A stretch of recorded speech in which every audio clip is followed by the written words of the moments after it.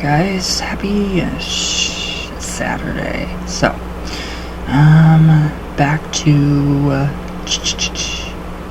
Children of Cain. So, very interesting, very interesting. Alright, so, where did I leave off? I cannot believe I can actually find where I've left off. Alright, so, Reese, he concludes romantically and optimistically by hoping that one day, like Arthur, it will be restored. The Halloween dance grand once more. The Halloween dancing ground once more, echoing to the haunting whistling evocations. The old skull tapped once more, the human stream magically transformed into the river Styx, and the Queen of May being crowned under that special oak. River Styx. Easter egg. Where did that come from? Alright, so, now in fact, the triumph of the Regency, if it can be seen in those terms, was that it managed to combine neo-paganism with traditional witchcraft in an accessible form that appealed to a wide audience. So ironically, this audience including many well-known Wiccans who attended its pioneering outdoor rituals in the 1960s and the 1970s. So that were open to the public. So it therefore provided a platform for the dissemination of old craft beliefs and philosophy, and as such it was once more, important legacies of the work of the first magister of the clan of Cain, Robert Cochrane. So, how much the Regency rituals influenced modern Wicca is a subject that is still keenly debated. At least one gathering of modern Wiccans held annually at Halloween at the Rollright Stones draws heavy on Regency symbolism for its ritual. Okay, so, well, not sure how much I like the Regency thing, but I don't care for Wicca. So the ritual structure of the Regency was centered on the seasonal festivals of the Wheel of the Year. In the early days when they were being held indoors, Rosina Bishop told this writer the rituals were usually produced by a committee. So meetings were held before to discuss what form they would take, and once agreed, scripts were typed up on sheets of paper and glued onto pieces of thin cardboard. So these were then handed out to the celebrants, who each took specific parts under the guidance of Master of Ceremonies, the Witch Father. So in what was essentially the enactment of a ritualized drama based on role playing.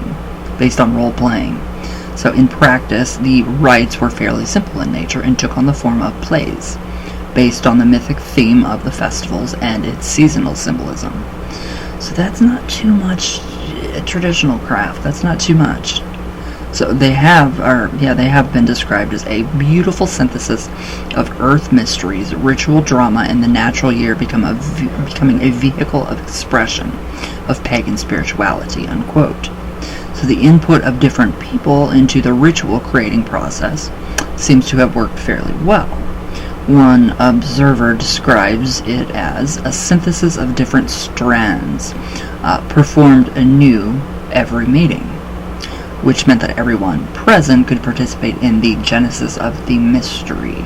So a letter written by Ronald White to one of the participants in a forthcoming midsummer ritual indicates that although the rites were scripted and orchestrated, I can't even read my own writing, there was still some flexibility in their execution. So he says, please feel free to add or amend in the movement as the spirit moves, and in the part of that content, in the part that concerns you, we will follow. So, makes a little more sense. I mean, I don't really think I would join a Regency like that. I don't know. I don't think it would be anything interesting to me. But whatever. Now, in fact, the conclusion of the solemn part of the ceremony, you feel the spirit of the meeting calls for any further expression. saying the starting of the dance or a spontaneous speech, it would be much appreciated. Again, we see the influence of Robert Cochrane's Old Coven and its traditional crafting way of working. I like that. So the decision to work outdoors led to a different emphasis on the rituals. So at one particular point, he said, holding them in a wooded area enabled the natural landscape to be incorporated into the symbolism of the festivals and their mythic theme, as it could not be indoors. Well, that's a little better. I mean, so this reflects the way of working outdoors by the traditional craft. In practice, there would be a special oak tree for rites of the Lord of the waxing year, a holly tree for Arthur, a part that was the land of the dead, crossed by a ditch at hollows, and so on. So significant or symbolic objects were also hidden in the wood, and the celebrants then had to undergo a quest to find them. Sounds like Easter egg hunting. Honestly, it does. So, one example was when the man was representing the god, had to win the hand of the woman, who was the spring maid, by passing a series of tests. Another was the obtaining of gifts, previously concealed in the trees and the bushes, so surrounding the meeting ground, when the lord and lady were married in the greenwood at Beltane. Very Wicca-esque to me. I don't know why. Don't know why at all. Okay, where'd I go? Where did I go? Oh, I totally lost my, place. Oh, wait, nope.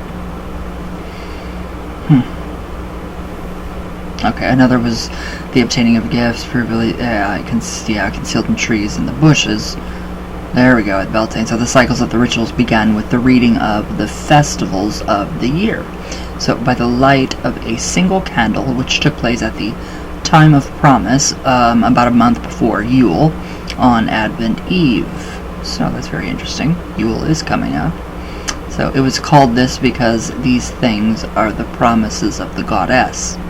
The reading began with a statement describing the lady as the creative element in the universe, representing its totality, both seen and unseen. So she is the great mother from whom all life flows, and the unifying spirit in creation. And she also embodies the greater mysteries, and from her, all things come and all things must return. Still a little very Wicca-y, not too badly, for me. So she gives life, she fosters it, and she takes it away. The goddess is the source of wisdom, the fount of beauty and enchantment, the inspiration of poets, the spirit of prophecy, the mistress of knowledge, and the Alpha and Omega, the beginning and the end. I'm gonna leave off there because this is just gonna get. No, I'm not. It just gets more interesting. Where'd I go though? So according to the Regency's theology, the goddess is also the embodiment of physical desire. So this desire should be seen as inherently sacred and holy, because it is a part of her divinity. So for that reason, it is a part of her worship and is not compatible with religious veneration. So the goddess is young and as old as she pleases, and therefore as her dark and bright aspects. So in traditional witchcraft, in fairy tales and myths, there are dark and bright aspects. In fairy tales and myths, there are stories of how a young prince or hero encounters an ugly old hag and loves her unconditionally despite of her physical appearance, which that's really good. I mean, So the foolish and prejudiced would refuse to embrace her, but when the hero kisses the loathsome dame, she is transformed by his love into a beautiful young woman. So in this form, as sovereignty of the goddess of the land, she is a kingmaker and gives the hero the keys to the earthly kingdom. Now in the Arthurian legends, Shakespeare's she appears. That looked like Shakespeare's. She appears as the fairy lady in the lake who gives the young Arthur the magical sword Excalibur. representing his authority and power to rule the land as a rightful king. The goddess of the land is also a warrior queen. So, I do like that aspect. Hold on. Where did I go? So, tomorrow we'll go into her sacred weapons. Hopefully that doesn't get tagged or flagged. There we go. But yeah, that's really interesting. I'm trying to gather my mind still around the Regency's different usage of mythology. Very different. Ooh. Let's see, do I have any more room on this napkin? Maybe. I do. I have room. Alright, magical weapons.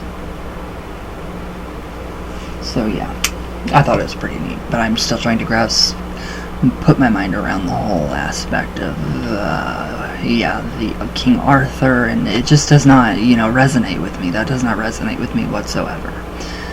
But alright, that's alright. So, but again, thank you guys for what you're doing. I am updating you guys every day on the community, my community post board, whatever you want to call it. So, I will post some pictures up there today for you guys to see how he's doing, Chico's doing, and all that. So, but yeah. Alright, guys. I will see you guys tomorrow. I love you all very, very, very much. Everybody have a great weekend, and please be safe. Wear your mask. Don't get sick. I love you guys with all my heart.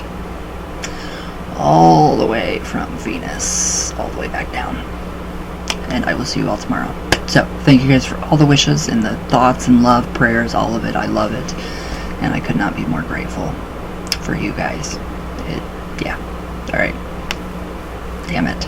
I love you guys, and I will see you tomorrow.